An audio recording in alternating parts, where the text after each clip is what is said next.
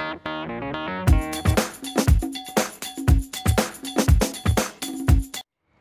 everybody, I'm going to do a video on our activity bins. I'm going to do a really quick one just because Lily's busy for a second and I have a minute and she's not noticing that all of her stuff is out. So I'm going to go through it really quick and I'll just show you what we have. I just use old white containers for crayons. I just think, you can find a lot of uses for them. For the car, we put a bunch of like activities that we think are good car activities, and we have like 2 of these in our car. Just regular construction paper. I just buy clearance, whatever I can find at Walmart, Target, wherever you're at. We only use washable markers in this house because we think it's fun to color on ourselves, so we're still working through that. Dollar store coloring books. I have to have the same kind because her and her cousin like to have the exact same things, and that's why our playroom has a lot of doubles, because then they don't fight over stuff. Chalk for the summer. Even just sometimes I'll pull out like black construction paper and I'll let them color chalk, which is just an art activity that we've done before. My mom got my niece and my daughter these dry erase boards. I haven't opened this one, I've opened the other one. And then some markers. They're dry erase markers and they're washable. So those are great. This last Halloween, our library did a trick-or-treat thing, and they actually handed out like crafts and activities for kids versus candy, which I loved. And she got it My First Garden. I don't know if you can read it, but it's really cool. It's just a little plant she can make. So we're going to do that this spring. I'm going to see if I can find more of them. Window markers. I don't promote her coloring anything but paper or whatever the activity is, but these are cool on a rainy day and you're stuck in the house. They can color on the windows and it makes really cool prints. I just did a video of her playroom, and Lily was actually in the tub doing finger paints. I said this before, I think maybe this is just a repeat from another vlog that I made that I haven't posted, but we do finger paints in the bathtub. Put it on a plastic plate and give them a couple different paintbrushes, or even just one, and some paint colors. If you want to introduce color mixing, you can do colors that will mix into something, so you can talk about what colors make when you mix them.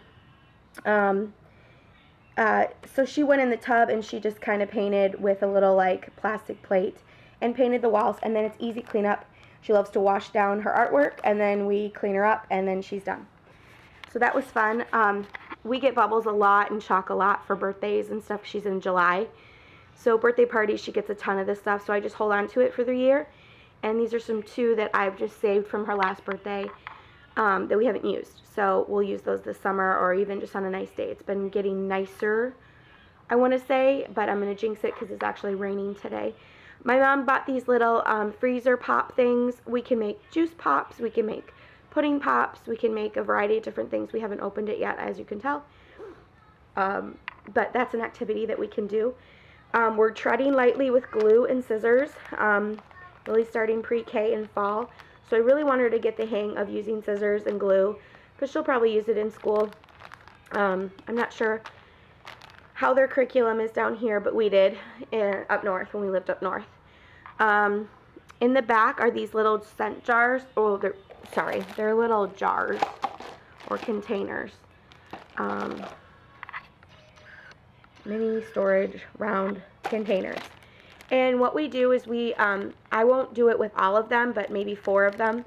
I'll take out and poke holes in the top of them, and then put a little bit of like toilet paper, paper towel, or a little bit of swatch of fabric. And then I use scent oils. And then we talk about smells, and it's a sensory activity that she can do, and she can recognize different smells. I have like a flower one, a cinnamon one. I believe I have like a cookie one. And there's a couple more, like just like strong scents, like coffee. You can even put coffee grounds in them. You can put, actual cinnamon in one. Different, like mint is always great to do. So that's a fun activity if you're looking for something to do. We hit Target's dollar section all the time. And they just had this spider thing after Halloween for like 15 cents. So we bought it just to throw in the backpack. She uses a backpack now when we're out and about. If we need a craft or we need something to occupy her. My husband got sparklers this last 4th of July after it went on clearance, so that we could do that maybe one warm night. Just an activity. Clearance activities are always the best. I have some felt board stories more in my storage unit that I haven't gone through. I'm a former teacher, and I have file folder games and a variety of different things that Lily just wasn't age appropriate yet. So I'm going to get those out of storage soon. But this is really cool. It felt like an old corkboard, felt, any sort of strong cardboard, and just cut out some felt shapes. Cut out, felt pictures if you can do it.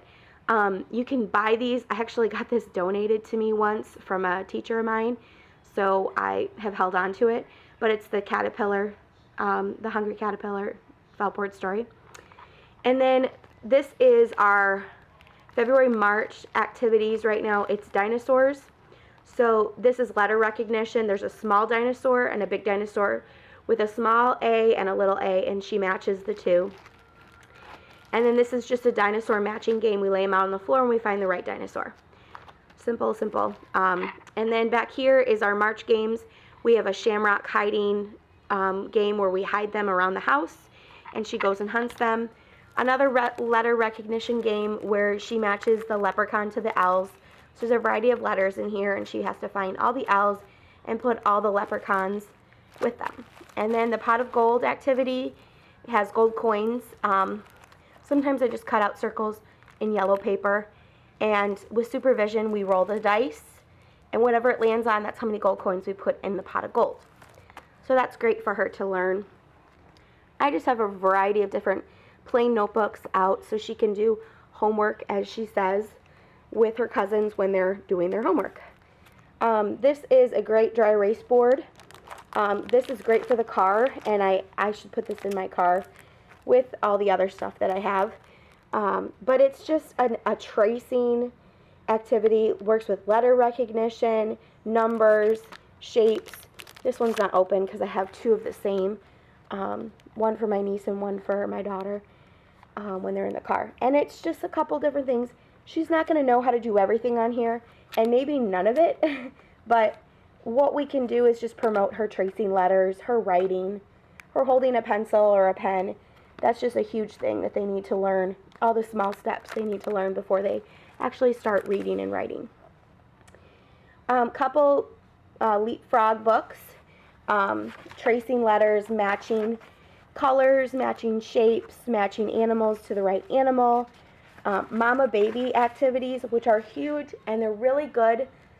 I mean, you can do daddy baby, you can do mama baby, but matching the same animal to the same animal in a different size is actually a huge milestone in that 2 to 3 range. So if you have toddlers at home, that's a good activity. Get out your mama baby activities and try that. That's really good for them. Some of this is a little advanced for her, but I'm hoping we can work up to it. So that's done. We were bank robbers for Halloween, and she was our money bag.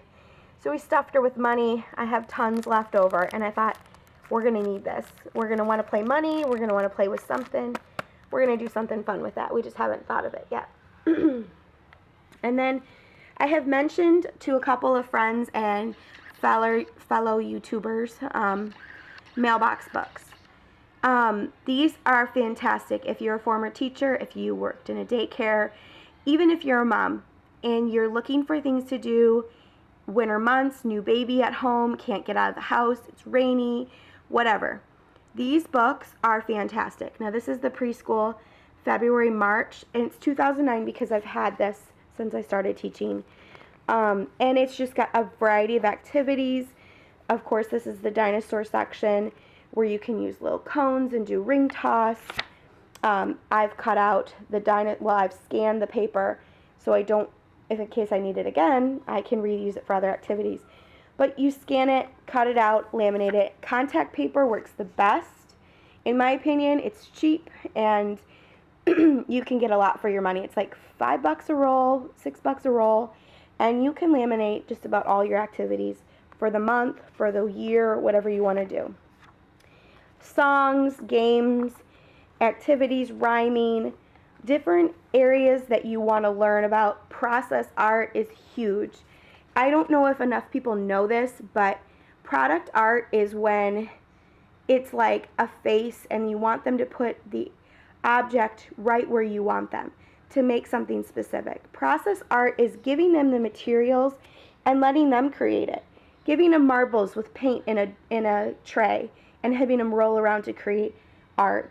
Painting with these little fabric yarn sticks and letting them create whatever happens. Cotton ball painting, ice cube painting, paintbrush, different types of paintbrushes. Find anything around your house that you can use to let them kind of create whatever they want. They'll pick books and they'll recommend really good books that have activities that go with them. Sorry you can't really see everything in here, but even science experiments. And you can downgrade them to your child's age. You can upgrade them a little bit, make them more difficult. But these books are so fantastic. I love them. I've used them for years, and my kids will always know. If we need to do something, we have the books. I might subscribe again and get some newer ones because she'll get bored of these activities after a while. And so that's about it. I didn't want to do something super long, but I hope this helps. Moms out there that are looking for ideas for their kids, I'm open to many tips and tools and things that you guys use at home that have worked for you. I hope any of this could help just to fill up a bin in your house that you can pull out and do on a rainy day, or even just to promote some sort of educational activities. So I hope this helps. I hope y'all subscribe, and I'll talk to you soon. Bye.